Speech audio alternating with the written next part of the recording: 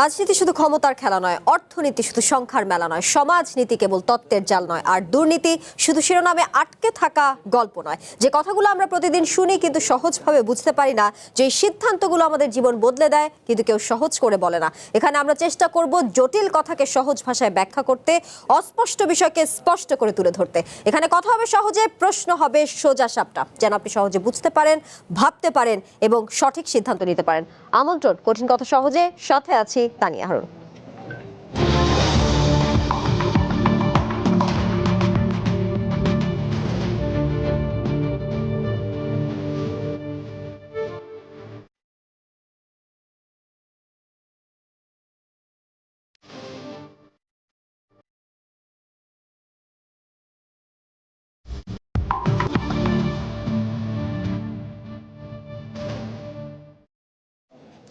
রাষ্ট্রপতি মোহাম্মদ শাহাবুদ্দিন শিগগিরই পদত্যাগ করতে যাচ্ছেন, এমন সংবাদ এখন গণমাধ্যমের আলোচনায়। 2023 সালের 24 এপ্রিল গণপ্রজাতন্ত্রী বাংলাদেশের 22তম রাষ্ট্রপতি হিসেবে শপথ নেন তিনি। তার 5 বছরের মেয়াদ 2028 সালের এপ্রিলে শেষ হওয়ার কথা থাকলেও তার আগেই তিনি পদত্যাগ করতে যাচ্ছেন। 2024 সালের 5 আগস্ট ছাত্র জনতার অভ্যুত্থানে আওয়ামী লীগ সরকারের পতনের পর ছাত্ররা তার পদত্যাগ দাবি করলেও বিএনপি সেই সময় তার পাশে ছিল। পরপর 3টি সরকারের ও রাজনৈতিক পালাবদলের গুরুত্বপূর্ণ কয়েকটি পর্যায়ে রাষ্ট্রপতি হিসেবে দায়িত্ব পালন করেন তিনি। তাই প্রশ্ন উঠেছে, এখন কেন পদত্যাগ করছেন তিনি? নেপথ্যে কি কোনো রাজনৈতিক চাপ? তিনি পদত্যাগ করলে সাংবিধানিক প্রক্রিয়া কি হবে, আর কেই বা হবেন পরবর্তী রাষ্ট্রপতি? এসব নিয়ে আজকের কঠিন কথা সহজে।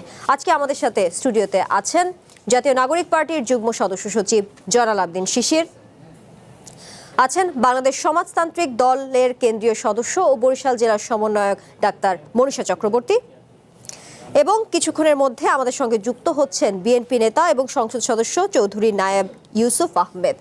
আপনাদের দুজনকেই আমি স্বাগত জানাচ্ছি আজকের কঠিন কথা সহজের এই আয়োজনে। বলছিলাম 2023 সালের 24 এপ্রিল দেশের 22তম রাষ্ট্রপতি হিসেবে শপথ নেন মোহাম্মদ শাহাবুদ্দিন, এবং তার 5 বছরের যে মেয়াদ সেটি শেষ হওয়ার কথা ছিল 2028 সালের এপ্রিলে, কিন্তু তার আগেই আসলে তার পদত্যাগের এই যে আলোচনা এখন গণমাধ্যমে এসেছে। এবং আমরা দেখেছি 5ই আগস্ট যখন শেখ হাসিনা দেশ ছেড়ে পালিয়ে গেছে, তখন রাজনৈতিক পট পরিবর্তনের পাশাপাশি সেই সময় জুলাই আন্দোলনের ছাত্র নেতৃত্ব সহ বিভিন্ন পক্ষ থেকে তার রাষ্ট্রপতির পদ থেকে পদত্যাগের দাবি উঠেছিল, কিন্তু তখন আমরা দেখেছি বিএনপি তার পক্ষে অবস্থান রেখেছিল, তার যে পদটি সেটি বহাল রাখার পক্ষে ছিল তারা। মেয়াদ পূর্তির আগে হঠাৎ রাষ্ট্রপতির এই যে পদত্যাগের আলোচনা, হঠাৎ এই পদত্যাগ কেন, কি কারণ হতে পারে? আপনার মতামত কি বলে? ধন্যবাদ আপনাকে এবং আমার বিজ্ঞ সহ-আলোচককে এবং চ্যানেল ওয়ানের সকল দর্শক শ্রোতাকে। দেখেন, আমরা জুলাই আন্দোলনে যখন শেখ হাসিনা 5 আগস্ট পালিয়ে যায়, তখন তার পরবর্তীতেই কিন্তু বিভিন্ন মহল থেকেই দাবি উঠেছিল যে যুবলীগ নেতা ফ্যাসিস্ট শাহাবুদ্দিন চুপ্পুর পদত্যাগ। তখন আমরা দাবিগুলো করেছি, কিন্তু আমরা সিনিয়র পলিটিশিয়ান যারা রয়েছেন তখন, তারা আসলে শুরু থেকেই ভুল করা শুরু করেছিল। তারা ক্যান্টনমেন্টে একটা মিটিংয়ের পরে তারা এই যুবলীগ নেতা চুপ্পুর কাছে গিয়ে আরেকটা মিটিং করে। এই যে যুবলীগ নেতা চুপ্পুর কাছে মিটিং করা, তার মধ্য দিয়ে তাকে কিন্তু এক ধরনের একটা সেফ এক্সিট দিয়ে দেওয়া হলো, বা তার পতনটা একটু কঠিন করে দেওয়া হলো।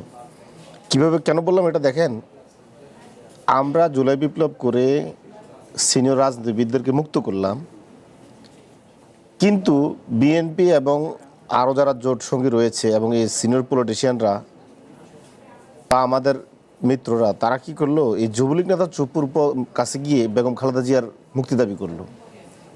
আচ্ছা, আপনি আমাকে বলেন তো, বেগম খালেদা জিয়ার মুক্তি কি যুবলীগ নেতা চুপ্পু কখনো দিতে পারতেন এই জুলাই না হলে? যে শাহাবুদ্দিন চুপ্পু ছাত্র জনতা খুনের দায়ে তাকে জেলখানা যাওয়ার কথা ছিল, সেই চুপ্পুর সাথে যায় মিটিং, তার কাছে যায় বেগম জিয়ার মুক্তি চাওয়া, এই সবগুলো করেছে মূলত হচ্ছে বিএনপি এবং তখন যারা পলিটিক্যাল পার্টি ছিল তারাই। অনেকটা আমাদেরকে বোঝানো হলো যে তোমরা বোঝো না, তোমরা এত কিছু বুঝতেছো না, এখনো এই সংবিধানটা না থাকলে দেশে অস্থিরতা শুরু হবে এবং প্রেসিডেন্ট থাকতে হবে, সংবিধান এবং প্রেসিডেন্ট এই দুটোকে হাত দেওয়া যাবে না, এবং একটা শূন্যতা তৈরি হলে আর একটা বিশাল সমস্যা হয়ে যাবে। আমরা তখনই বলছিলাম যে সে কখনোই বাংলাদেশের পক্ষে থাকবে না, সেই ফেসিবাদের পক্ষে থাকবে। সম্প্রতি সে যে লন্ডন গেল, সে স্বাস্থ্যগত কারণে লন্ডন গেল, গিয়ে শেখ হাসিনার সাথে এখানে সে 8-9 মিনিট কথা বলছে, এই ধরনের আমরা বিভিন্ন মাধ্যমে শুনতে পাচ্ছি। আমরা এও শুনতে পাচ্ছি সে শেখ হাসিনাকে কীভাবে এই ফাঁসির থেকে মুক্তি দেওয়া যায়। সে তো চাইলে এখন ক্ষমা করতে পারে। রাষ্ট্রের যে কোনো নাগরিককে সে যদি চায় যে তাকে মৃত্যুদণ্ড থেকে তাকে যদি সে ক্ষমা করে দিতে পারে, সাধারণ ক্ষমা, সেটা তো কিছু করতে পারে। ইভেন সেই ধরনের প্রক্রিয়ার সাথেও নাকি অনেক দূর এগিয়ে গিয়েছে এবং বিএনপির পক্ষ থেকে এই জিনিসগুলো আসছে এখন। এবং বিএনপি আড়াটারে বোঝানোর চেষ্টা করছে যে তারা তাকে ক্লোজ মনিটরিং রাখছে এবং বিভিন্ন পুলিশ কর্মকর্তাদেরকেও তারা সন্দেহ তালিকা দেখছে। বাংলাদেশে এলো এই প্রথম টাচলেস আরএকে সেন্সেশন ওয়াটার ক্লোজেট। আজকে মনে দেখেছেন যে 17 জন পুলিশের ঊর্ধ্বতন কর্মকর্তাকে বরখাস্ত করা হয়েছে, অনেকটা বরখাস্তেরই বাধ্যতামূলক অবসর। এই যে ডিসেম্বরে শেখ হাসিনা বাংলাদেশে আসার হুঙ্কার দেয়া, তারপরে আওয়ামী লীগ সারা দেশে আস্ফালন দেখানো, রাষ্ট্রপতি চুপ শেখ হাসিনার সাথে কথা বলা, এই সবগুলোই কিন্তু একই সূত্র কথা। আমরা মনে করি আমরা শুরু থেকে যে দাবিতে অটুট ছিলাম, বিএনপি আমাদের সাথে ঐক্য না করে বরং আওয়ামী লীগের দাবির সাথে সে এক হয়েছে। আওয়ামী লীগ চেয়েছে যুবলীগ নেতা চুপ্পু ক্ষমতায় থাকুক, বিএনপির দাবি আওয়ামী লীগের দাবি এক ছিল। আপনি দেখেন সে চুপ্পু কিন্তু এখন বিভিন্ন ষড়যন্ত্র করছে এবং বিএনপি নিজেই বলছে। আমরা যতবারই চুপ্পুর পদত্যাগ দাবি করেছি তখনই বলেছি কি এটা সাংবিধানিক শূন্যতা তৈরি হবে।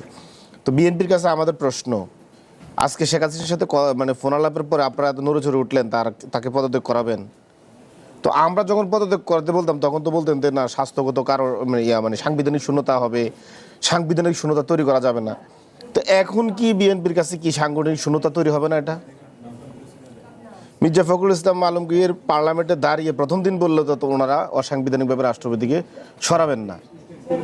তো এখন কিভাবে হবে? ছাত্র জনতা দাবি করলে আপনার কাছে মনে হয় এটা অসাংবিধানিক, সংস্কারমুখী চিন্তা করলে এটা অসাংবিধানিক, সংবিধানে নাই। এখন চুপ্পুকে এখন স্বাস্থ্যগত কারণ দেখিয়ে দিয়ে এখন বাধ্য করবেন পদত্যাগের জন্য, সেটা কিভাবে সাংগঠনিক করবেন? আমরা তো একইভাবে চাইছিলাম সে পদত্যাগ করতো, এখনো সে পদত্যাগ করবে। বরং আপনারা কি করলেন, আপনার চুপ্পুকে এতদিন ধরে কালসাপ পুষলেন, এখন দেখলেন যে না, কালসাপ আপনাদেরকে ছবল মারার সময় হয়েছে, এখন আপনারা তাকে বিদায় করে দিবেন। এখন আরেকটা জিনিস এখানে আমরা খুব বারবার দাবি করেছি, চুপ্পুকে শুধু বিদায় করলেই হবে না, এখানে চুপ্পুকে কিন্তু গ্রেপ্তার করতে হবে। কারণ আমাদের 3 বাহিনীর মধ্যে যে সমস্ত আওয়ামী লীগের ফেসিস্টরা সরাসরি ছাত্র জনতাকে খুন করেছে, জাতিসংঘের রিপোর্টে এসেছে তারা কিন্তু লিথেল উইপন ব্যবহার করেছে। আমি বলছি না দেশপ্রেমিক সকল আর্মি অফিসাররা খুনের সাথে জড়িত, আওয়ামী লীগ মনে একটা অংশ তো জড়িত ছিল। এদের তো প্রধান হচ্ছে এই যুবলীগ নেতা শাহাবুদ্দিন চুপ্পু, কারণ সে 3 বাহিনীর প্রধান, তাকে এখান অ্যাকাউন্টেবল করার সুযোগ আছে। এছাড়াও এই চুপ্পুর বিরুদ্ধে মানি লন্ডারিং, মালয়েশিয়া, দুবাই বিভিন্ন জায়গায় সেকেন্ড হোম বাড়িঘর করা এবং ব্যাংক থেকে, ইসলামী ব্যাংক থেকে টাকা আত্মসাৎ, সব কিছুর সাথে তার নাম কিন্তু জড়িয়ে আছে। সুতরাং তাকে কোনোভাবে বাংলাদেশের বাইরে যেতে দেওয়া হবে না এবং তাকে অবশ্যই অ্যারেস্ট করতে হবে এবং বিচার মুখোমুখি করতে হবে। জি, আমাদের সঙ্গে ইতিমধ্যে যুক্ত হয়েছেন বিএনপি নেতা এবং সংসদ সদস্য চৌধুরী নায়াব ইউসুফ আহমেদ। আপনাকে আমন্ত্রণ আমাদের আজকের কঠিন কথা সহজের অনুষ্ঠানে। আমরা আলোচনা করছিলাম রাষ্ট্রপতির পদত্যাগের যেই আলোচনা হঠাৎ করে গণমাধ্যমে, সেটি নিয়ে আপনার কাছে যদি শুরুতে একটু জানতে চাই, যেমন জয়নাল আবেদিন শিশির বেশ কিছু প্রশ্ন বিএনপির কাছে রেখেছে, সেগুলো নিয়ে আসবো, কিন্তু শুরুতে জানতে চাই এই যে বিএনপি সরকার ক্ষমতা গ্রহণের 5 মাস পরে হঠাৎ মেয়াদ পূর্তির আগেই রাষ্ট্রপতির এই যে পদত্যাগের কথা শোনা যাচ্ছে, কেন এর পদত্যাগের এর পেছনে কি নেপথ্যে কোনো কারণ আছে, নাকি আসলে জানতে চাই যে এই পদত্যাগকে কি স্বেচ্ছায় পদত্যাগ বলা যাবে, নাকি আসলে রাজনৈতিক কোনো চাপও আছে? থ্যাংক ইউ, আসসালামু আলাইকুম। আসলে পদত্যাগটা হঠাৎ করেই, কিন্তু এই পদত্যাগটা তো আরও আগেই হলে ভালো হতো। এই স্বৈরাচার সরকারের আসলে উনি প্রেসিডেন্ট ছিলেন, আমরা তাকে মেনে নিয়েছি এবং এটাও আমাদের একটা স্ট্র্যাটেজি ছিল, কারণ তা নাহলে সাংবিধানিক একটা শূন্যতা হতো, দেশে অনেক প্রবলেম ছিল।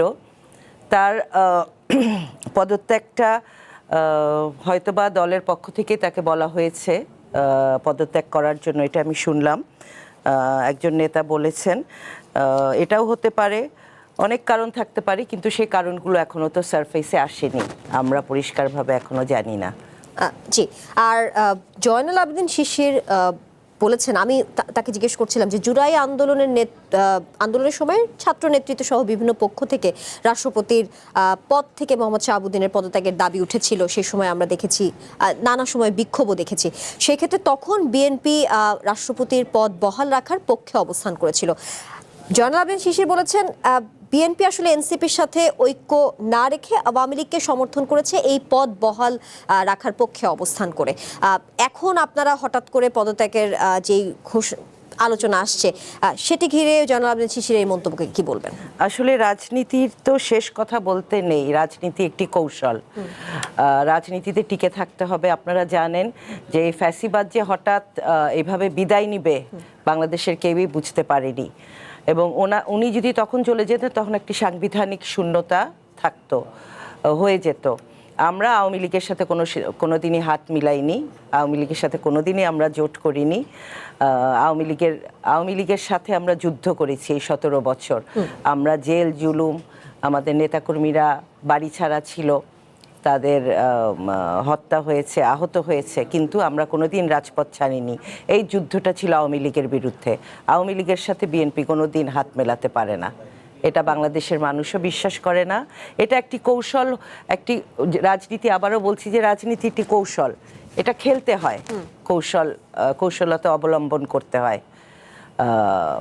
আর এবং তাকে তখন সে তখন পদত্যাগ করলে সেই সাংবিধানিক শূন্যতাটা তখন দেশে একটা অরাজক, এমনিতেই অস্থিতিশীল ছিল। আপনি জানেন যে পুলিশ প্রশাসন ছিল না এবং দেশে একটা শূন্যতা বিরাজ করছিল। ওই সময় হয়তো বা বিএনপি সেই কৌশলটা অবলম্বন করেছিলেন, কিন্তু আলটিমেটলি তাকে রাখা হবে, সে প্রেসিডেন্ট হিসেবে থাকবে এমন কোনো কথা বিএনপি কিন্তু কোনোদিন বলেনি। না, সেটা বলেনি, সংবিধানের জন্যই করা হয়েছে। জি, আপনি আবার বলছিলেন যে এখন পদত্যাগের কথা আলোচনায় আসছে, আরো আগে হলে ভালো হতো। ঠিক কি কারণে এটা মনে হচ্ছে?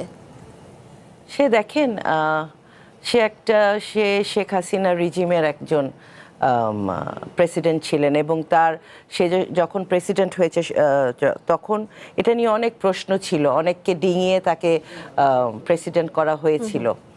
তো এবং সবার প্রথম কথা হলো সে স্বৈরশাসকের প্রেসিডেন্ট ছিল। অবশ্যই আমরা চেয়েছি যে সে যেন না থাকে, স্বৈরশাসকের কেউ ছিল না, সে থাকবে কেন, এই জন্যই বলেছি। জয়নাল আবেদীন শিশির আরেকটি কথা বলছিলেন, কিছু সংবাদ মাধ্যমে যে ফোন আলাপের বিষয়টি এসেছে যে রাষ্ট্রপতি লন্ডনে চিকিৎসা নিতে গিয়ে সেখানে ক্ষমতাচ্যুত সাবেক প্রধানমন্ত্রী শেখ হাসিনার সঙ্গে 8-9 মিনিটের মতো ফোনে কথা বলেছেন। দাবি করা হয়েছে এমন ঘটনায় সরকারের পক্ষ থেকে রাষ্ট্রপতিকে পদত্যাগের কথাই বলা হচ্ছে, এমনটা বলা হচ্ছে। সেক্ষেত্রে যদিও ফোন আলাপের বিষয়টি রাষ্ট্রপতি নিজেই প্রত্যাখ্যান করেছেন, এবং জয়নাল আবেদীন শিশির যেটি বলছিলেন যে আরও বেশ কিছু জায়গা থেকে এমনটাও শোনা যাচ্ছে যে শেখ হাসিনার যে মৃত্যুদণ্ড সেটি যাতে কার্যকর না হয় সেই বিষয়েও নাকি তার কিছু সংশ্লিষ্টতা আছে। তো এই যে পুরো ঘটনাটা, ফোন আলাপ কিংবা এই যে সংশ্লিষ্টতার কথা বলছিলাম, জয়নাল আবেদীন শিশির যেমনটা উত্থাপন করেছেন, এই পুরো ঘটনার সত্যতা কতটুকু?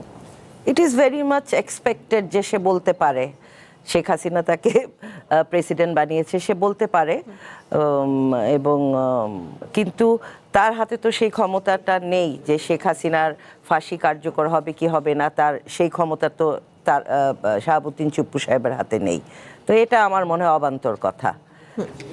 যে কোনো সময় সে যে ক্ষমতাচ্যুত হতে পারে, তার পদটা যে নিয়ে মানে যেতে পারে সরকার, সে সেটা খুব ভালো করেই জানে। আবার সে কথা বলতেও পারে, কারণ শেখ হাসিনা সে এমন একটা অস্থিতিশীল অবস্থা দেশে তৈরি করতে চাচ্ছে, সে কোনোদিন থামবে না। তো তার মতো একজন মানুষ, সে কোনোদিন দেশের ভালো চায়নি, সে সবসময় চাবে যে দেশের একটা অস্থিতিশীল অবস্থা থাকুক। সে ডিসেম্বরে আসবে, অনেকেই জিজ্ঞেস করে ডিসেম্বরে সে আসবে, তো ডিসেম্বরে ইজ ইট পসিবল সে ডিসেম্বরে দেশে ফেরত আসতে পারে? সে তো সাথে সাথেই জেলে যাবে, তার মৃত্যুদণ্ড কার্যকর করা হবে। আর এদেশের মানুষ এটা তো মেনে নিবে না। লক্ষ লক্ষ কোটি টাকা এই দেশের মানুষের তারা চুরি করে নিয়ে গেছে, সেই চোরকে এই দেশের মানুষ আবার কেন দেশে ফিরিয়ে আনবে? এটা সম্ভব না। ডাক্তার মনীষা চক্রবর্তী, শুরুতে জানতে চাই রাষ্ট্রপতি পদত্যাগ করলে সাংবিধানিক যে প্রক্রিয়া সেটি কি হবে? দেখুন, প্রথম কথা হচ্ছে যে রাষ্ট্রপতির পদত্যাগের বিষয়টা নিয়ে তো একটি আলোচনা শোনা যাচ্ছে। এটি কিন্তু এখন পর্যন্ত কোনো নিশ্চিত বিষয় বলে কোথাও আসেনি। এটা এখন পর্যন্ত রাষ্ট্রপতিও স্বীকার বঙ্গভবন করেনি। সূত্রে জানা গেছে হ্যাঁ, যে সেটাই। তো নেক্সট এখানে উইকের কিন্তু- প্রথম হ্যাঁ, দিকে হয়তো মানে এখানে আসলে এমনটা হতে রাষ্ট্রপতি পদত্যাগ করলে কি হবে এটা কিন্তু আমাদের সংবিধানে খুব পরিষ্কারভাবে বলা আছে। সেখানে প্রথমে স্পিকার তিনি ভারপ্রাপ্ত রাষ্ট্রপতি হিসেবে দায়িত্ব পালন করবেন এবং তারপরে সংসদ সদস্যরা মিলে তারা রাষ্ট্রপতি নির্বাচন করবেন। সেই বিষয়গুলি তো আসলে খুবই পরিষ্কারভাবে আমাদের সংবিধানে লিপিবদ্ধ আছে। ফলে আমার মনে হয় যে এখানে এই বিষয়টি নিয়ে একটি যে এটাকে কেন্দ্র করে এক ধরনের গুঞ্জন বা এক ধরনের বিশাল একটা মানে সাংবিধানিক বা নির্বাচন মানে আমাদের রাজনৈতিক একটা বড় জটিলতা তৈরি হবে রাষ্ট্রপতির পদত্যাগকে কেন্দ্র করে, এটা আসলে মনে করার খুব কারণ আছে বলে আমাদের কাছে মনে হয় না। বরং অন্তর্বর্তীকালীন সরকারের সময় যখন আমরা দেখেছিলাম যে রাষ্ট্রপতির পদত্যাগের যে আন্দোলনটি হয়েছিল, সেটি বরং তখন যদি সেই আন্দোলনটি সফল হতো এবং রাষ্ট্রপতি যদি তখন পদত্যাগ করতেন, তাহলে কিন্তু আমাদের যে গণতন্ত্রের পথে যতটুকু যাত্রা আজকে আমরা দেখছি, গণতান্ত্রিক পদ্ধতিতে যতটুকু আমরা ফিরে আসতে পেরেছি, সেই যাত্রাটি কিন্তু ব্যাহত হওয়ার একটা বড় সম্ভাবনা তৈরি হয়েছিল। অগণতান্ত্রিক সরকার চলে আসার একটা সেই সুযোগও কিন্তু সেই জায়গাতে তৈরি হওয়ার সম্ভাবনা ছিল। ফলে কথায় কথায় আসলে সংবিধানকে ছুঁড়ে ফেলতে যারা চেয়েছেন, সেইটা আসলে কতটুকু মাত্রায় এখানে রাজনৈতিক স্থিতিশীলতা বজায় রাখা বা গণতান্ত্রিক যাত্রার পক্ষে সেই দাবিটুকু কতটুকু আসলে প্র্যাকটিক্যালি কাজ করেছিল, সেটা কিন্তু বাংলাদেশের মানুষ বিবেচনা করেছে এবং এই আন্দোলনে কিন্তু সারা দেশে কোনো রেসপন্স আসলে পাওয়া যায়নি। ফলে আমরা মনে করি যে এই সরকার, অন্তর্বর্তীকালীন সরকারের যারা উপদেষ্টা ছিলেন তারাও যেরকম এই রাষ্ট্রপতির আন্ডারেই হচ্ছে শপথ গ্রহণ করেছেন, এই সরকারে যারা সরকারি দল বিরোধী দলে আছেন তারাও তার কাছেই শপথ গ্রহণ করেছেন। ফলে তিনি তো পরিষ্কারভাবে বলেইছেন যে যতদিন এই সরকার চাইবে ততদিন তিনি ক্ষমতায় থাকবেন, ততদিন তিনি রাষ্ট্রপতি থাকবেন। ফলে আমার মনে হয় যে তিনি পদত্যাগ করলে কি হবে সেই বিষয়টিও খুব পরিষ্কার, এবং তিনি পদত্যাগ যদি করতে চান সেটি নিয়েও তিনি খুব মানে পদত্যাগ করতে দেয়া হবে না এরকমও কোনো বিষয়ে থাকার আসলে কোনো কারণ নাই। বরং আমার মনে হয় যে এই বিষয়টি নিয়ে যতটা আলোচনা হচ্ছে, আমরা রাষ্ট্রপতিকে রেখে দেওয়া হয়েছে এটার যত বিরোধিতা দেখি, অন্তর্বর্তীকালীন সরকারের যে পররাষ্ট্র উপদেষ্টা খলিলুর রহমান, তাকে যে আসলে পররাষ্ট্রমন্ত্রী রেখে দেওয়া হলো, আমার মনে হয় যে সেইটা নিয়ে আসলে আরো অনেক বেশি কথা বলার দরকার ছিল। আমরা বিরোধী দলকে সংসদে দেখি, কিন্তু তারা আসলে কিসের বিরোধিতা করেন সেটা আমরা বুঝতে পারি না। আজকে এই পররাষ্ট্রমন্ত্রী খলিলুর রহমান তিনি নির্বাচনের 3 দিন আগে মার্কিন যুক্তরাষ্ট্রের সাথে একটি চুক্তি করে গিয়েছেন, যে চুক্তিটি বাংলাদেশের স্বার্থকে জলাঞ্জলি দিয়ে করা হয়েছে। সেই খলিলুর রহমানকে যে রেখে দেওয়া হলো, এইটা নিয়ে কিন্তু আমরা এত আলোচনা শুনি না।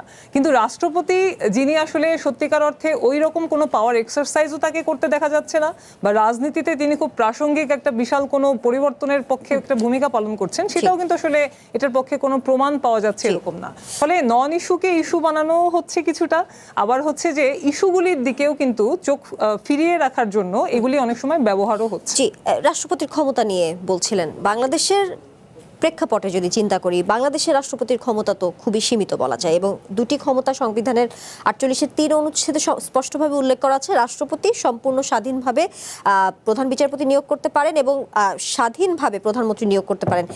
গণতন্ত্র বিকাশের জন্য যদি আমরা চিন্তা করি বা গণতান্ত্রিক পথ উত্তরণের যে কথাটা আপনি বলছিলেন বাংলাদেশে, সেই ক্ষেত্রে রাষ্ট্রপতির ক্ষমতাকে আরো বাড়ানো উচিত না?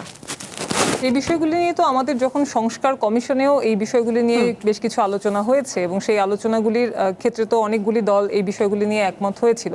বা এমনকি সাধারণ ক্ষমা করার ক্ষেত্রেও সাধারণ ক্ষমার প্রক্রিয়াটিও কোন কোন ধাপ পার হয়ে আসতে হবে সেইগুলি নিয়েও কিন্তু সংস্কার কমিশনে অনেকগুলি শর্ত সেখানে আরোপ করা হয়েছিল। ফলে চাইলেই সাধারণ ক্ষমা করে দেওয়া যাবে সেই জিনিসটা যেন এইভাবে না থাকে, সেটা সংস্কার কমিশনের সব দল সেখানে একমত হয়েই কিন্তু কিছু জায়গায় তারা সিদ্ধান্ত নিয়েছিলেন। ফলে এখানে রাষ্ট্রপতির ক্ষমতা শুধু না, মানে এখানে ক্ষমতার ভারসাম্যটা যাতে থাকে সেই ক্ষেত্রে তো বেশ কিছু সুপারিশ সেটা তো সংস্কার কমিশনে এসেছিল, সব দল সেখানে একমত হয়েছিল। সেগুলো নিয়ে সংসদে আরো আলোচনা হওয়া দরকার, এবং সেগুলির আরো অনেক ইমপ্লিমেন্টেশন আমরা তো দেখতে চাই এই সংসদে। নিশ্চয়ই। জনাব আবেদিন শিশির, রাজনীতিবিদদের কথা যদি বলি, তারা আসলে এককভাবে এই ক্ষমতার অধিকারী হওয়ার জন্য কি আসলে রাষ্ট্রপতির ক্ষমতা বাড়ানো হয় না এই দেশে, কি বলবেন? দেখেন, আমি আপনাকে বলি, আফা কিছু কথা বললেন যে এখানে রাষ্ট্রপতির এমন তত ক্ষমতা নাই, মানে রাষ্ট্রপতি আমরা যে চিন্তাগুলো করলাম বা আমরা যে মানে সন্দেহটা পোষণ করলাম এটা মিথ্যা।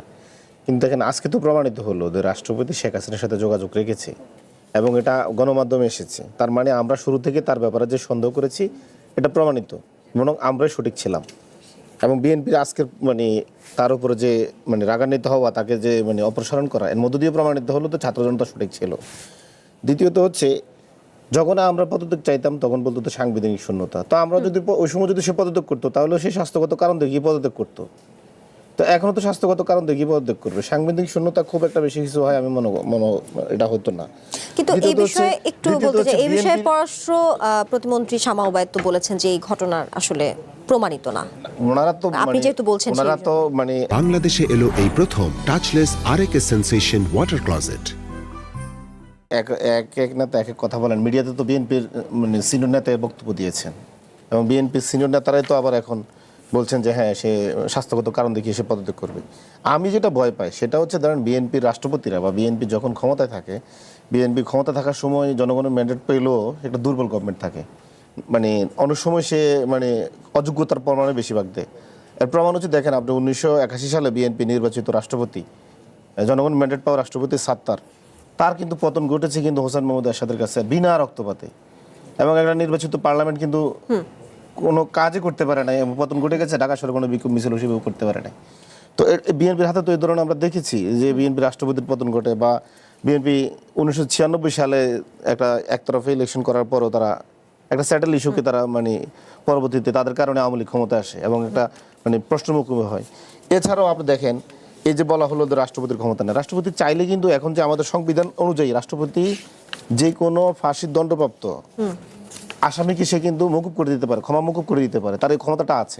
এখন আপনি মনে করবেন যে না, এই বর্তমান পরিস্থিতিতে শেখ হাসিনাকে সে ক্ষমা মুকুব করতে পারবে না, কেন? শেখ হাসিনাকে আসলে অ্যারেস্ট করবে। সে তো একটা অপেক্ষায় ছিল, একটা বিশেষ পরিস্থিতি, একটা অস্থিতিশীল পরিস্থিতি তৈরি হবে এবং ডিসেম্বর আসবে, সে ডিসেম্বরের জন্য তো অপেক্ষা করছিল। আপনি কেন ভাবছেন আজকের দিনের পরিস্থিতি নিয়ে তার উপরে আপনি চিন্তা করছেন তার ক্ষমতা নাই? আপনি এমন ভাবছেন কেন? সে তো ভাবতে, রাষ্ট্রপতি তো মানে বা আওয়ামী লীগের তারা তো বসে ছিল যে একটা ডিসেম্বর আসবে, সে ডিসেম্বরে শেখ হাসিনা ঢুকবে, সে এখানে শেখ হাসিনাকে সাধারণ ক্ষমা ঘোষণা করে দিবে, অথবা সে বলবে আমি যে সংসদ, আমার মুখ দিয়ে যে সংসদ ভেঙে দেওয়া হয়েছে, কারণ আমাদের মানে সংবিধানে আছে যে প্রধানমন্ত্রীর অনুমতি ছাড়া কেউ সংসদ ডিসলভ করতে পারে না। তাহলে সে তখন বলতো যে না, আমাকে দিয়ে এটা মিথ্যা বলা হয়েছে, আমি প্রধানমন্ত্রী চলে গেছে ইন্ডিয়ায়, আমি কিভাবে ওনার অনুমতি নিলাম, সংসদে ডিসলভ হয় নাই, আগের সংসদে বহাল আছে, যেটা আমি এবং দামি ইলেকশনের সংসদ। তো এই বিশেষ পরিস্থিতির জন্য তো তার একটা প্রস্তুতি ছিলই, এটা তো প্রমাণিত, না হলে তো তাকে হুট করে তার অপসারণ করানো হয় না। তো সবাই যদি যেভাবে বলে রাষ্ট্রপতি এটা মানে কিছুই না, সে পুতুল, তো পুতুল হলে পুতুল সরাচ্ছেন কেন? পুতুলের তো ক্ষমতা নাই, তার রেখে দেন দেখি। এখন তো রেখে দেন, তার স্বাস্থ্যের উন্নতি করেন বা দেশের বাইরে ট্রিটমেন্টের জন্য আবার পাঠান, স্বাস্থ্যগত কারণ যদি তার পদত্যাগ হয়। বরং আপনারা যেটা মানে নিজেরা যখন যেটা করেন, জলগোলা করে নিজেরটা করেন, যখন আমরা বলি তখন মনে করেন যে না, এটা আপনার পক্ষে যাচ্ছে। রাষ্ট্রপতি বলে নাই যে আমি সাংবিধানিক সরকার রক্ষার জন্য এবং এই মানে নির্বাচনের জন্য আমি বিএনপির পক্ষে কাজ করেছি, সে বলেছে, একটা মিডিয়ায় বলেছে। এছাড়াও এই রাষ্ট্রপতি অনেক ক্রাইমের সাথে জড়িত। জাতীয় নির্বাচনের 3 দিন আগে সে তার অফিস থেকে জামাতের আমিরের ফেসবুক অ্যাকাউন্টটা মানে টুইটার অ্যাকাউন্টটা হ্যাক করা হয়, জামাতেরা দাবি করেছে এবং এর নিয়ে অনেক জলগোলা হয়েছে। সুতরাং তাকে কোনোভাবে আপনি মাসুম বা কোনোভাবে তাকে ফেরস্তা পাবেন সুযোগ নেই, বরং তার প্রত্যেকটা পদক্ষেপ হচ্ছে আপনার দেশের স্বার্থ বিরোধী গেছে, রাজনৈতিক দলের বিরুদ্ধে গেছে, আজকে বিএনপির বিরুদ্ধে গেছে, নির্বাচন আগে জামাতের বিরুদ্ধে গেছিল। অর্থাৎ অন্তর্বর্তীকালীন সরকারের সময় আপনারা যখন বৈষম্য বিরোধী ছাত্র আন্দোলনের নেতারা যখন পদত্যাগের দাবি করেছিল, সেই সময় বিএনপির যেই পক্ষে অবস্থান, সেটি আসলে সিদ্ধান্তটি ভুল ছিল, আপনার মতামত কি তাই বলে? আজকে তো বিএনপি প্রমাণ করলো ওই সময় সিদ্ধান্ত ভুল ছিল। এই ভুল সিদ্ধান্ত নিয়ে চৌধুরী নায়াব ইউসুফ আহমেদ, আপনার কাছে আসবো, একটি বিরতি নিয়ে ফিরছি। সময় হলো ছোট্ট একটি বিরতির, সঙ্গে থাকুন।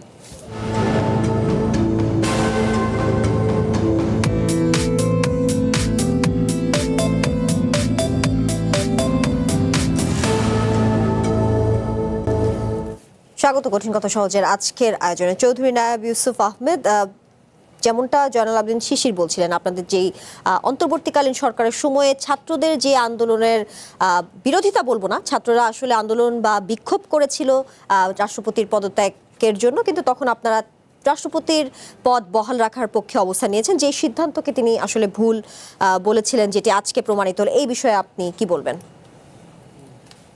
এটা আমি ঠিক ভুল বলবো না, এটা আমি যেটা আগেও বললাম, এটা একটা কৌশল এবং সংবিধানের যে শূন্যতা হয়ে যেত সেটার কারণে করেছিল। এবং আরও কারণ থাকতে পারে যে প্রেসিডেন্ট তখন প্রেসিডেন্ট কে হবে, তখন তো স্পিকার ছিল না, হ্যাঁ, প্রেসিডেন্ট কে হবে সেটাও তো একটা ডিলেমার মধ্যে ছিল।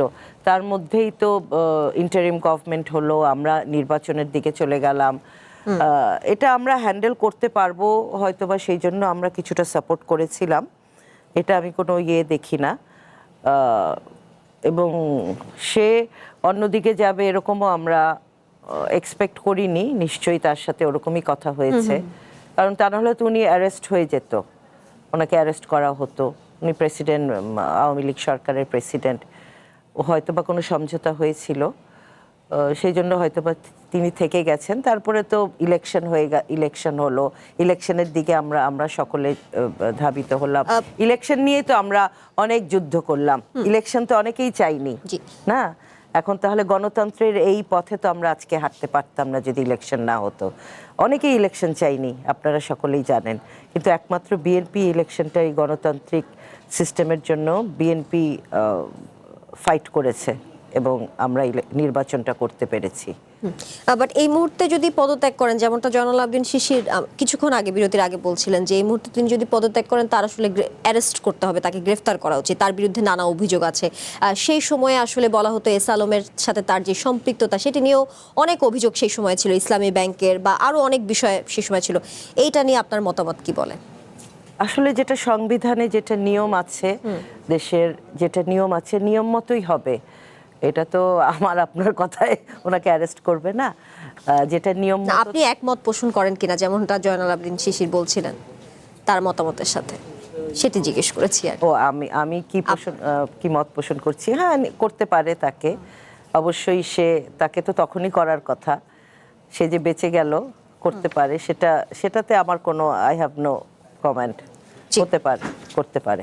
জি, ডাক্তার মনীষা চক্রবর্তী, চৌধুরী নায়াব ইউসুফ আহমেদ সাংবিধানিক শূন্যতা নিয়ে বলছিলেন। 5ই আগস্ট পরবর্তী সময় বাংলাদেশের রাজনীতিতে যে অস্থিতিশীলতা আমরা দেখেছি, যে অস্থিরতা আসলে ছিল সেই সময় বিরাজ করছিল, সেই সময় রাষ্ট্রপতি পদত্যাগ করলে কি সংকট আরো বেড়ে যেত, বা আপনিও কি একমত যে সাংবিধানিক শূন্যতা তৈরি হতো? অবশ্যই সাংবিধানিক শূন্যতা তৈরি হতো, কারণ তখন তো যদি আমরা সংবিধান ফলো করতে যেতাম তখন তো মানে স্পিকার শিরিন শারমিন চৌধুরী তিনিও তো আসলে তাকেও দায়িত্ব দেওয়ার মতো বাস্তবতা ছিল না। ফলে এখানে সব দল একমত হয়ে কোনো একজনকে রাষ্ট্রপতি চুজ করবে সেই রকম একটি স্থিতিশীল পরিস্থিতিও আসলে তখন ছিল না। ফলে সেই জায়গা থেকে ওই সময়ে রাষ্ট্রপতির পদত্যাগের দাবিতে আন্দোলন, সেইটি আসলে জনগণ কিন্তু সেই আন্দোলনে খুব একটা সমর্থন দেয়নি। এবং বাংলাদেশের জনগণ সবসময়ই আপনি দেখবেন যে গণ অভ্যুত্থান যতবারই হয়েছে সেটি কিন্তু জনগণের গণরায়টা কিন্তু সঠিকই ছিল। তারা যার বিপক্ষে যায় বা যে আন্দোলনে ব্যাপক জনসমর্থন আসে সেটা কিন্তু সত্যিকার অর্থে একটা সঠিকতার পক্ষেই আসে, এবং সেই জায়গায় কিন্তু সেই আন্দোলন বিশেষ একটা জনসমর্থন পায়নি। এবং অনেক আন্দোলন ছিল যে আন্দোলনগুলিতে আমরা দেখেছি যে সরকার অনেক সময় কিছুটা মাত্রায় প্রশ্রয় দিয়েছে, শীতল বাতাস বইয়ে দিয়েছে, কিন্তু অনেক আন্দোলনে লাঠিপেটা করেছে, তখন শিক্ষকদের আন্দোলনে বা ধরেন সেই সময় অনেক শ্রমিক আন্দোলনে গুলি চালানো হয়েছে। কিন্তু রাষ্ট্রপতির পদত্যাগের আন্দোলনটি বেশ সুন্দর সুশোভিতভাবে বেশ প্রশ্রয় দিয়েই সেই আন্দোলনটি করানো হয়েছে। কিন্তু সেই আন্দোলনে কিন্তু আসলে খুব একটা জনগণের সমর্থন ছিল না, এবং আমরাও সেখানে সমর্থন দেইনি, কারণ আমরাও মনে করেছি যে এটা আসলে খুব প্রয়োজনীয় ইস্যু সেই সময় ছিল না, কারণ এটা খুব ক্ষতিকর একটা বিষয় হিসেবে এটা প্রতিভাত হয়নি তখন। বরং আরো অনেক গুরুত্বপূর্ণ বিষয়, যেমন ধরেন যে আমাদের সংবিধানে যে মুক্তিযুদ্ধের 4টা মূলনীতি, সেই মূলনীতি সহ সংবিধানকে ছুঁড়ে ফেলে দিয়ে সমস্ত কিছু আমাদের মুক্তিযুদ্ধের যা কিছু অর্জন সবকিছুকে অস্বীকার করার এক ধরনের প্রবণতা আমরা তখন থেকেই দেখছিলাম। এবং বিষয়গুলিকে সবসময় এভাবে উপস্থাপিত করা হচ্ছিল যে এই সংবিধানটাই হচ্ছে, এটাকেই বাতিল করতে হবে, সংবিধানকে ছুঁড়ে ফেলে দিতে হবে। সেই সংবিধানের উপর শপথ রেখে এই ছুঁড়ে ফেলে দেওয়ার যে মহানায়করা, তারা কিন্তু আজকে সংসদে অবস্থান করছেন সেই সংবিধানের শপথ নিয়ে। ফলে এখানে আসলে আমরা মনে করি যে অনেকেই অনেক সময় বিভিন্ন পারপাস থেকে আসলে নানান রকম কর্মসূচি করেছেন, কিন্তু সেগুলি যে সবসময় জনগণের স্বার্থে বা দেশের স্বার্থে পরিচালিত হয়েছে এটা মনে করার কোনো কারণ নেই। জি, ডাক্তার মনীষা চক্রবর্তী, রাষ্ট্রপতির বাসভবন বঙ্গভবনের দরবার হল থেকে শেখ মুজিবুর রহমানের ছবি সরানো হয়েছে।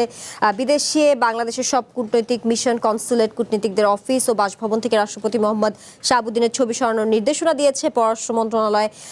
2025 সালের 12ই ডিসেম্বর মোহাম্মদ শাহাবুদ্দিন তিনি অপমানিত হয়েছেন বলে বার্তা সংস্থা রয়টার্সকে একটি সাক্ষাৎকারেও এমনটা তিনি উল্লেখ করেছেন। রাষ্ট্রপতি তো কোনো দলের না, তিনি স্বাধীন বা দেশের রাষ্ট্রপতি, সর্বোচ্চ সম্মানিত একটি পজিশনে আছেন।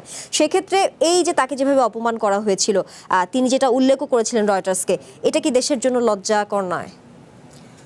এটি হচ্ছে আসলে আমি বলবো যে অন্তর্বর্তীকালীন সরকারের নিজের উপর আত্মবিশ্বাসের অভাব। মানে এখানে আসলে একটি রাজনৈতিক সরকার যেভাবে একটা সিচুয়েশনকে হ্যান্ডেল করার ক্ষমতা রাখে বা তারা যেভাবে একটা আত্মবিশ্বাসের সাথে কাজ করতে পারে, সেটি সম্ভবত অন্তর্বর্তীকালীন সরকারের ছিল না, এবং যে কারণে তাকে যে কোনোভাবে বাইরে যেতে দেয়া বা যে কোনো কিছুতেই আসলে তারা এক ধরনের হয়তো কড়াকড়ি আরোপ করেছেন। সেই ব্যাখ্যাটি আসলে তারা কেন করেছেন সেটি অন্তর্বর্তীকালীন সরকারের সাথে যারা জড়িত ছিলেন তারাই ভালো দিতে পারবেন।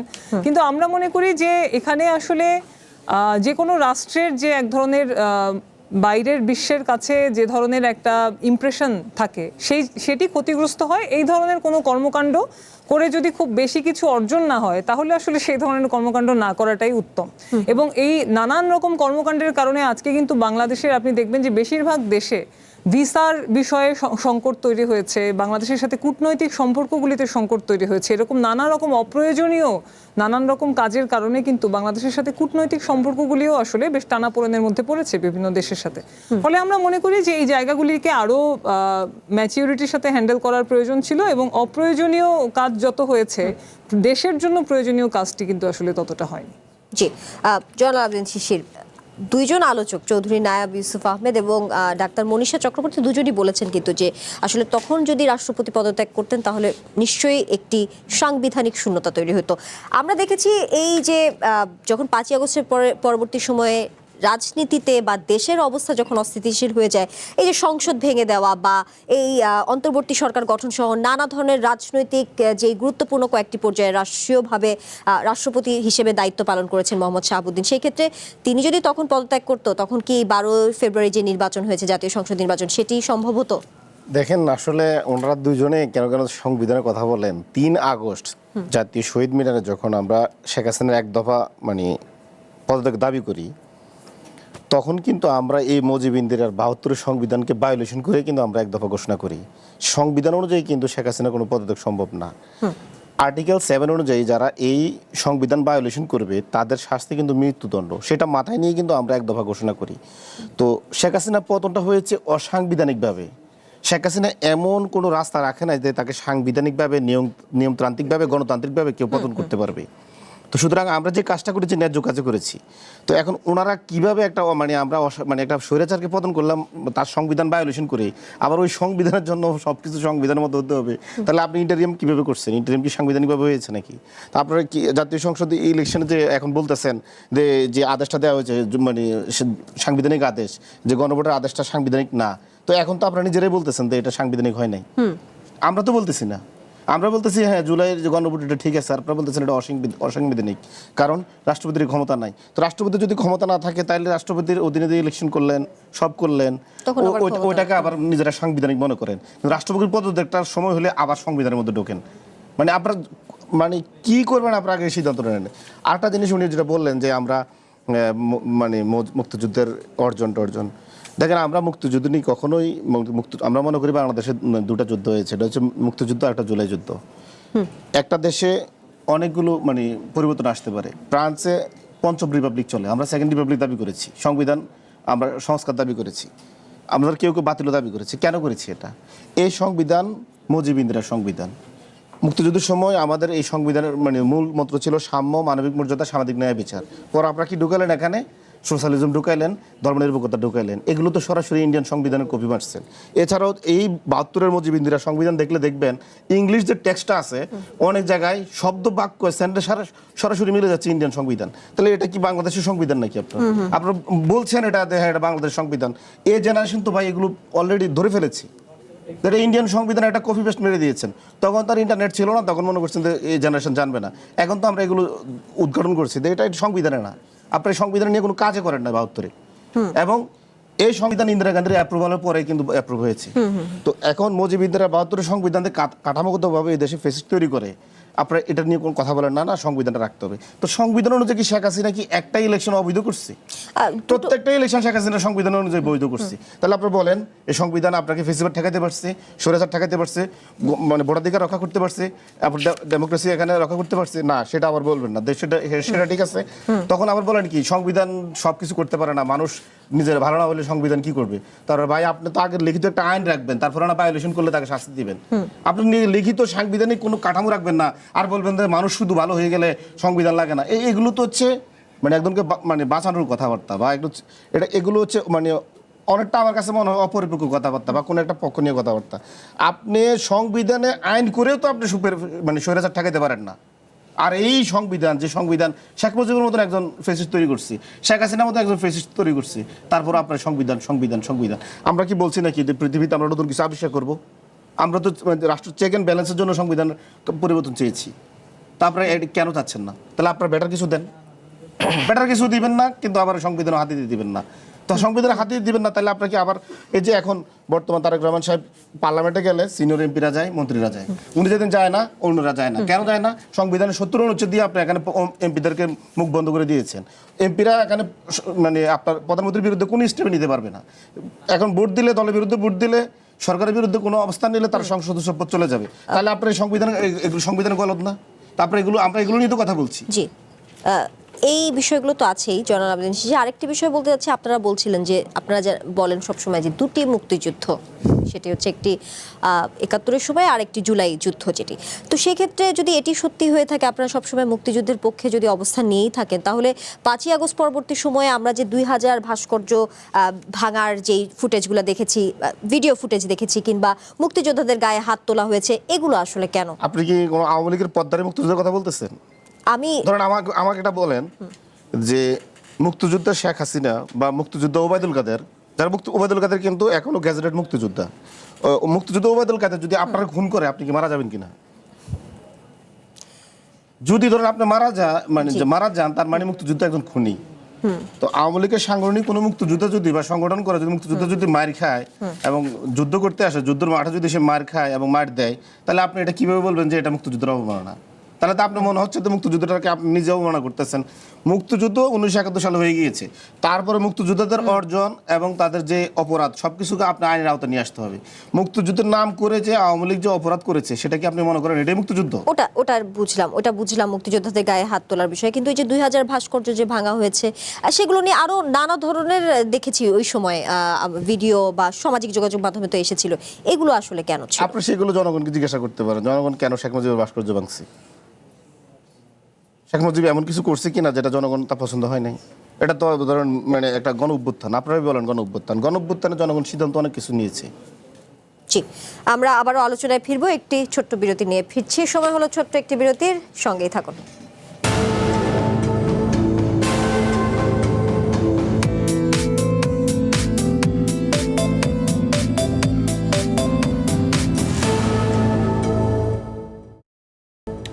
স্বাগত কঠিন কথা সহজের আজকের আয়োজনে। চৌধুরী নায়াব ইউসুফ আহমেদ ২০০২ সালে অধ্যাপক AQM বদরুদ্দোজা চৌধুরী রাষ্ট্রপতির পদ থেকে পদত্যাগ করার পর তৎকালীন বিএনপি সরকার সেই সময় অধ্যাপক ইয়াজউদ্দিন আহমেদকে বেছে নিয়েছিল, যা ছিল একটি বড় চমক। বর্তমান রাষ্ট্রপতি মোহাম্মদ শাহাবুদ্দিন পদত্যাগ করলে আসলে কে হবে পরবর্তী রাষ্ট্রপতি, এটা নিয়েও এখন আলোচনা চলছে এবং মানুষের কৌতূহলও আছে। গণমাধ্যমের বিভিন্ন খবরে এসেছে বেশ কিছু নাম, যেমন জ্যেষ্ঠ নেতা মির্জা ফখরুল ইসলাম আলমগীর, খন্দকার মোশাররফ হোসেন এবং আব্দুল মঈন খানের নামও সম্ভাব্য প্রার্থী হিসেবে আলোচিত হচ্ছে।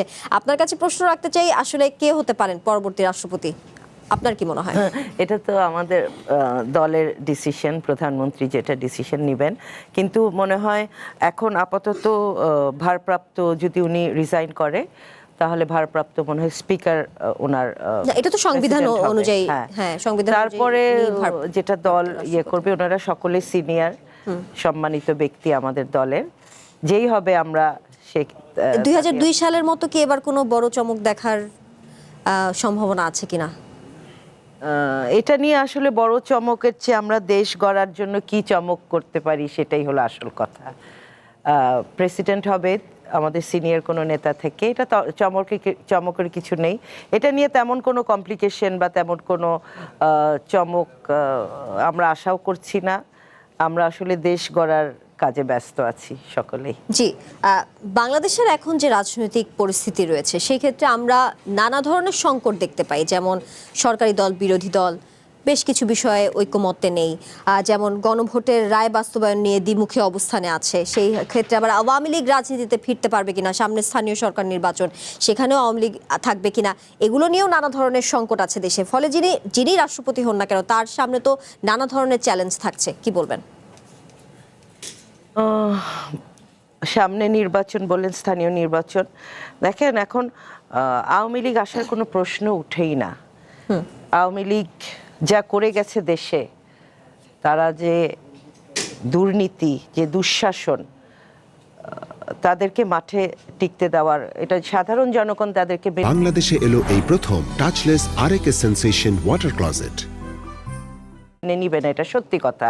আমার এলাকায় যদি আমি বলি, আমি তো মেনে নিব না আওয়ামী লীগ যে অত্যাচার জুলুম করেছে।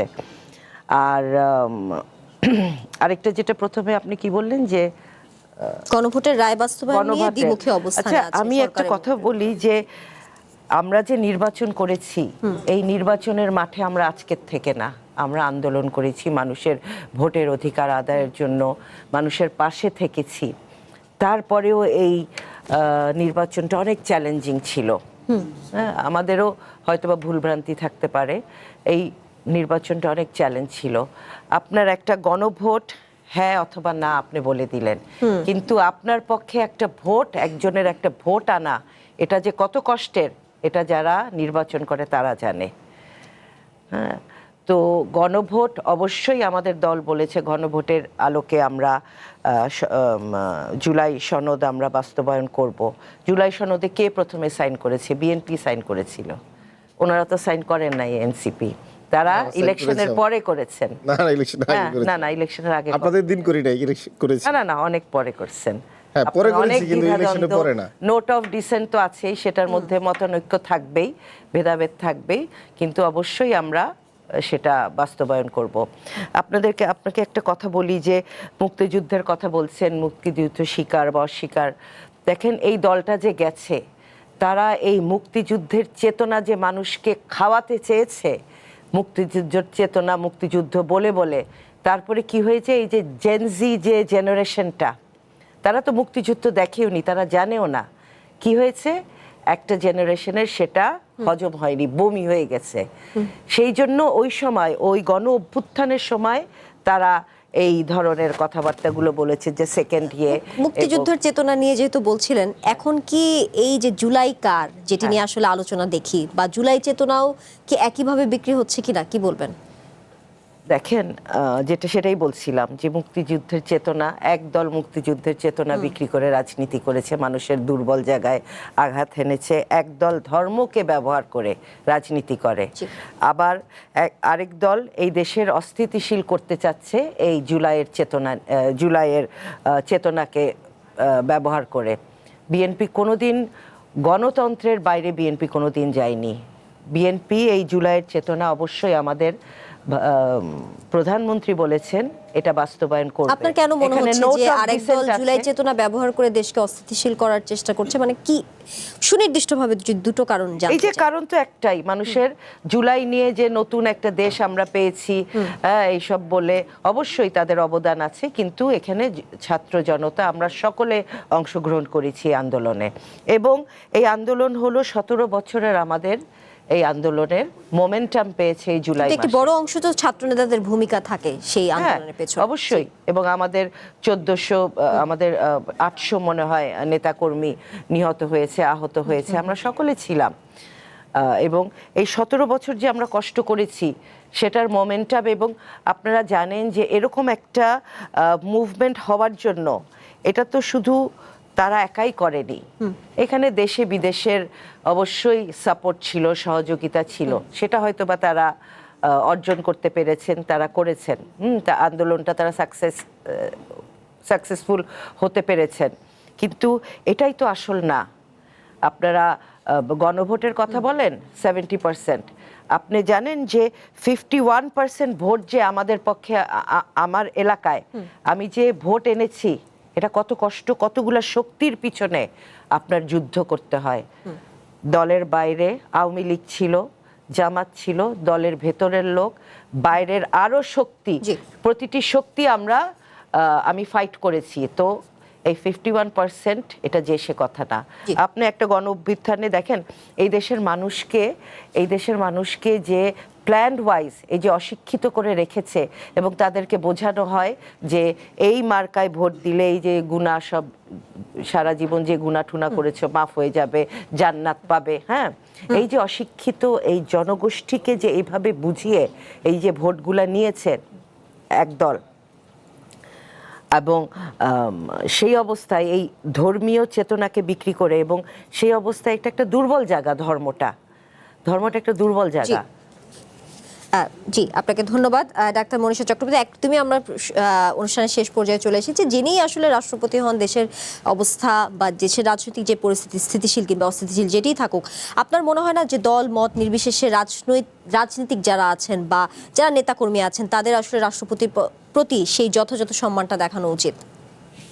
না, অবশ্যই আমরা মনে করি যে এখানে সম্মানের প্রশ্ন, যেহেতু যে পদত্যাগের বিষয়টি আসছে, পদত্যাগের বিষয়টি করলেই বরং প্রক্রিয়াটি একটি সম্মানজনক প্রক্রিয়ার মধ্য থেকে শেষ হওয়ার কথা।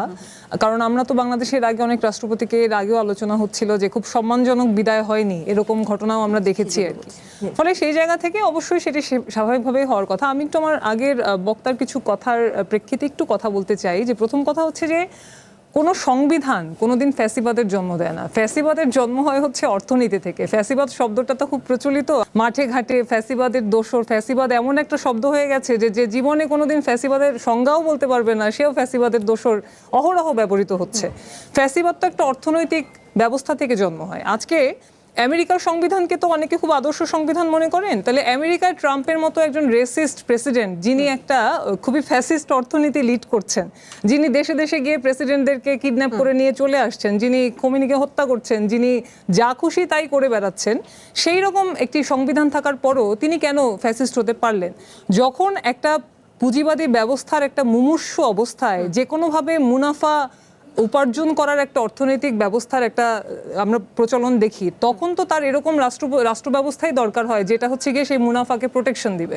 সেই জন্য আমরা দেশে দেশে অগণতান্ত্রিক সরকারের উত্থান দেখি, সেই জন্য আমরা এরকম সরকারের উত্থান দেখি যারা মানুষের কোনো ডেমোক্রেটিক রাইটস এটাকে বরদাস্ত করতে চায় না, এবং সেই কারণে ফ্যাসিবাদের জন্ম হয়। ফ্যাসিবাদ কোনো সংবিধান জন্ম দেয় না। আর মুক্তিযুদ্ধের বিষয়ে যেরকম ভাবে মুক্তিযুদ্ধের অর্জন এইভাবে বলা হয়েছে, আমি মনে করি এটি খুবই অবজেকশনেবল আর কি। কারণ হচ্ছে যে আমরা বাংলাদেশে প্রত্যেকটি আন্দোলন, এখানে 90-এর যে স্বৈরাচার বিরোধী আন্দোলন হয়েছিল সেই গণঅভ্যুত্থানেরও একটা চেতনা ছিল। তো তারপরে আমরা একটা তত্ত্বাবধায়ক সরকার দেখেছি, শেখ হাসিনা এসে কিন্তু সেই তত্ত্বাবধায়ক সরকারের ব্যবস্থাটি বাতিল করেছিলেন। ফলে আমাদের সংবিধানে কিন্তু একটা রাস্তা দেখানো ছিল যে এই ধরনের আন্দোলন হলে বা এরকম একটা পতন হলে কি হবে, কিন্তু সেটি কিন্তু শেখ হাসিনা বাতিল করেছিলেন। তাহলে এটি কিন্তু আমাদের সংবিধানে একসময় যুক্ত করা একটি বিষয়, সেটি বাতিল হয়ে গিয়েছিল। সেটি কিন্তু মানে আমাদের বাংলাদেশের মানুষের দোষ নয়। আবার আরেকটা বিষয় দেখেন যে এখানে মুক্তিযুদ্ধের কথা বলা হয়েছে, তো যে কপি পেস্টের বিষয়, এখানে বাংলাদেশের মানুষ পাকিস্তানি এই যে একটা শোষণমূলক ব্যবস্থা এর বিরুদ্ধে লড়াই করেছিল দেখে সেখানে বাঙালি জাতীয়তাবাদের কথা এসেছিল।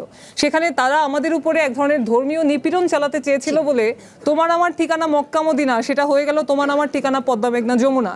এই ইতিহাসকে যদি কেউ অস্বীকার করতে চান, মুক্তিযুদ্ধের ইতিহাসকে অস্বীকার করে যদি আজকে কেউ জুলাইকে বৈধতা দিতে চান, তাহলে আমরা বলবো জুলাইকে কেন্দ্র করে সুবিধা নেওয়ার তো অনেক মানুষ আছে। জুলাইয়ের শহীদ আবু সাইদ, শহীদ প্রক্টর শামসুজ্জোহার ছবি শেয়ার করেছিল মারা যাওয়ার 2 দিন আগে। মুগ্ধের কথা যদি আমরা বলি, তার পুরো ফেসবুক প্রোফাইল জুড়ে আপনি দেখবেন যে মুক্তিযুদ্ধের শত শত বিষয় সে শেয়ার করেছে। যারা এখানে জুলাইয়ে আজকে ক্রেডিট নেওয়ার জন্য উপস্থিত হয়েছেন তারা তো এই আন্দোলনকে স্থগিত করেছিলেন প্রেস কনফারেন্স করে, কিন্তু জনগণ সেদিন রাস্তা থেকে ওঠেনি। ফলে ক্রেডিট নেওয়ার মানসিকতা, আমরা 71-এর চেতনাকে একসময় বিক্রি করে নানান রকম কর্মকাণ্ড করতে দেখেছি, জুলাইয়ের চেতনাকেও বিক্রি করতে দেখেছি, কিন্তু 71 কোনো কিছুর সাথে তুলনীয় না। এবং জুলাইয়ের বিষয়টি 71-এর ধারাবাহিকতায় সেই চেতনা পূরণ না হওয়ার কারণে এসেছে। আপনার কি মনে হয় না যে জুলাই আন্দোলনের সময় আমরা দেখেছি যে যারা ছাত্রনেতারা ছিলেন তারা তখন মুক্তিযুদ্ধের চেতনার পক্ষে ছিলেন বা মুক্তিযুদ্ধ চেতনা নিয়ে কথা বলেছেন, কিন্তু এখন বিরোধিতা করছেন এই মুহূর্তে এসে, কি বলবেন? না, সেটা একটি রাজনৈতিক অবস্থানটিও একটি কারণ হতে পারে। কারণ আমরা তো দেখেছি যে রাজনৈতিক অবস্থানের ক্ষেত্রে যারা সরাসরি আমাদের মুক্তিযুদ্ধের বিরোধিতা করেছেন তাদের সাথে জোট করাটাও যেহেতু কোনো আদর্শিক দ্বন্দ্ব তৈরি করে না, ফলে এই বিষয়টি নিয়েও হয়তো সেই জোটটিও হয়তো নানান রকম প্রভাব বিস্তার করতে পারে। এবং আমরা তো দেখছি পাচ্ছি প্রতিনিয়ত হামিদুর রহমানের ভাস্কর্য ঝিনাইদহে, সেই ভাস্কর্যটি ভেঙে ফেলা হয়েছে। এর আগেও কুষ্টিয়ার মেহেরপুরে ভাস্কর্য নিয়ে আমরা কথা বলছিলাম, ভাস্কর্য নিয়ে কথা বলছিলাম। জানালাম যে শিশির যদি 10 সেকেন্ডে শেষ করেন, একদম শেষ পর্যায়ে আছি। যেটা বলা হয়েছিল যে আমরা মানে জুলাইয়ের যারা এখন আছে তারা 71 বিরোধিতা করে, আমরা যদি আওয়ামী লীগের বিরোধিতা করলে যদি 71 বিরোধিতা করা হয়, আবার আমরা যদি ইন্ডিয়ার বিরোধিতা করলে যদি 71 বিরোধিতা করা হয়, এটা মনে হচ্ছে যারা 71কে মানে যাদের মতো করে চিন্তা করে তাদের এটা রিডিং এর সমস্যা। আমরা মনে করি বাংলাদেশের একটা নাগরিকরা সবসময় 71 পক্ষে ছিল এবং একটা জনগোষ্ঠী শুধু এখানে দেশকে স্বাধীন করার জন্য 71 ঘটিয়েছে, কিন্তু একটা জনগোষ্ঠী অভিন্ন অখণ্ড ভারত প্রতিষ্ঠার জন্য কিন্তু 71 যুদ্ধ করেছে। তো তাদের সাথে তো আমাদের মিলবে না। জি, আপনাদের তিনজনকে ধন্যবাদ আজকে আমাদেরকে সে সময় দেওয়ার জন্য। আজকের মতো এখানেই শেষ করেছি। আমাদের সাথে থাকার জন্য সবাইকে ধন্যবাদ।